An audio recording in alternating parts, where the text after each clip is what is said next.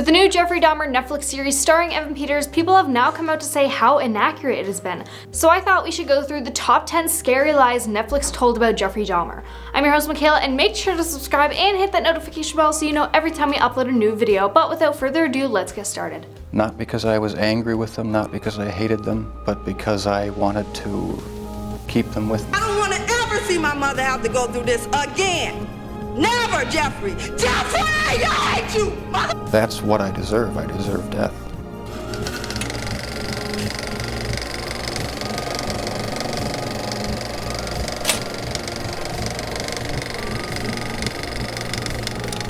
Starting off this countdown at number 10, Jeffrey's neighbor. Annie Schwartz, who was working as a crime reporter for the Milwaukee Journal in 1991, was one of the first people to arrive at the Oxford apartments where Dahmer committed most of his crimes. She had received a call from a police source saying they had found human remains inside an apartment. Once there, she recalled watching the police figure out the magnitude of Dahmer's crimes after discovering Polaroids of his victims. When people are watching Ryan Murphy's Netflix series and saying, "Oh my god, this is terrible," I want to tell them it didn't necessarily turn out that way, she told the publication. One of the inaccuracies Schwartz couldn't get past with Dahmer is Glenda Cleveland's role as Dahmer's direct next-door neighbor. In the show, Glenda is seen making several attempts to alert the police to Dahmer's murders while living next door to him. In the first 5 minutes of the episode, you have Glenda Cleveland knocking on his door. None of that ever happened, she said. I had trouble with buy-in because I knew that was not accurate, but people are not watching it in that way. They're watching it for entertainment, she continued. Schwartz noted that in real life, Glenda Cleveland lived, quote, in a separate building at the Oxford apartments. She in fact never actually met Dahmer personally. Number 9, LGBTQ+ tag. So as most people know now, the show on Netflix was giving an LGBTQ+ tag along with ones like #crime, #truestory, and so on. People got very mad because as maybe it is LGBTQ+, it's not LGBTQ+ friendly. I mean, the show is about non-straight colored men being torn apart and eaten. If I need to stay in my lane, absolutely tell me, but anyone else think it's pretty gross of at Netflix to list Dahmer under #LGBTQ, especially when the true crime tag would have worked? Someone had tweeted when the series first premiered. For those of you who love LGBTQ+ shows and know what the show Heartstopper is, just to put it into perspective, the two shows were in the same category. And for anyone who doesn't watch the show Heartstopper, I'll give you the description Google gave me. Charlie Spring, played by Joe Locke, a gay schoolboy who falls in love with classmate Nick Nelson, played by Kit Connor, whom he sits next to in his new form. But yeah, anyway, my point is they shouldn't be under the category, and I think Netflix was kinda trying to stretch a lie just to get the Jeffrey Dahmer series more views. Like, what if a child clicked on it thinking it was a nice sweet show like Heartstopper and found something like the Dahmer series? Number 8, Glenda wasn't with her daughter and niece. The story of the two police officers who were called to the scene when Jeffrey's 14-year-old victim managed to escape was true, although Glenda Cleveland or Pamela Bass was never physically present at the time, but in the show she was. In real life, it was only her daughter and niece who were talking to the officers. The pair called the police when they noticed he appeared drugged and was bleeding and in pain. The rest of the story, however, played out similarly to how it was shown, with the police officers believing Dahmer's story and sending the young boy back to the apartment with him. However, Glenda Cleveland did call the police to make sure the boy was okay. Number 7, Dahmer didn't drink bags of blood. Episode 4 of the Netflix series followed Jeffrey Dahmer after he got a job as a phlebotomist at the Milwaukee Blood Plasma Center. They take samples of blood for testing. The blood samples may be needed to learn more about a particular patient, or they may be used in research. They also collect blood from donors for those in need of blood transfusions. Most blood is taken from veins, but they must also learn how to draw blood from capillaries. They use capillary sampling when a small amount of blood is needed. It comes from the finger, heel, or earlobe. They also sometimes handle other types of specimens, such as urine, sputum, stool, and hair.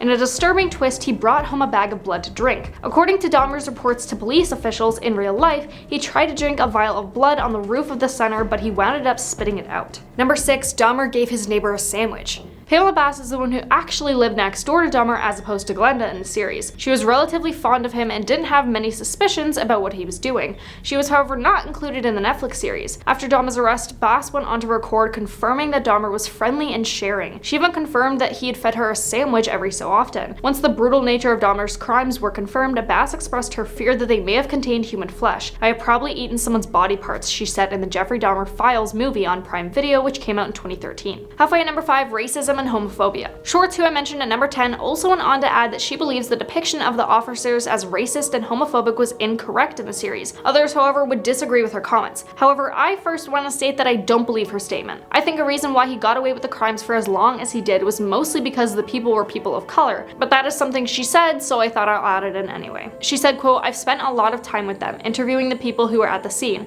Again, this is a dramatization, but at a time when it was not exactly easy for law enforcement to get trust and buy-in from from the community. It's not very helpful representation. As in the series, civil rights activist Jesse Jackson came to Milwaukee and set out to determine whether discrimination or racism ever played a role in the Dahmer investigation, and the double standard that the local police held for black and white citizens. In real life, Associated Press reported that the real Jackson stated that police at the local, state, and national level should be scrutinized for racism. The AP News report also notes that the police recordings indicated the officers laughed and joked about needing to shower after leaving Konarak and Dahmer behind at the apartment. Number 4. Jeffrey's apartment.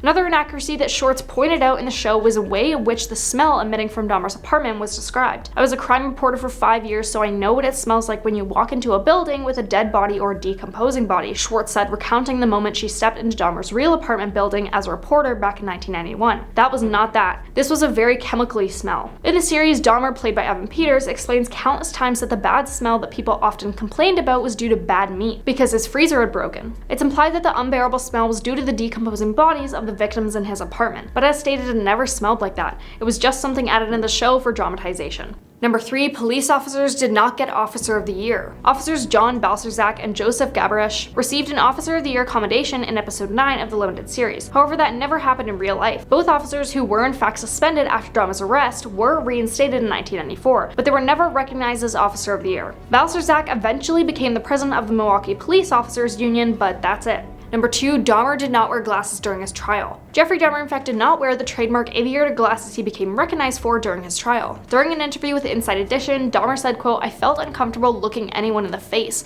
I didn't want to see anyone's face clearly. It helped me dissociate myself from what was happening." Well, then maybe you shouldn't have committed those crimes, like... And as you can see in the trailer for the show, there's a short clip of him in court with his glasses on. Coming in at number 1, how Ronald Flowers survived.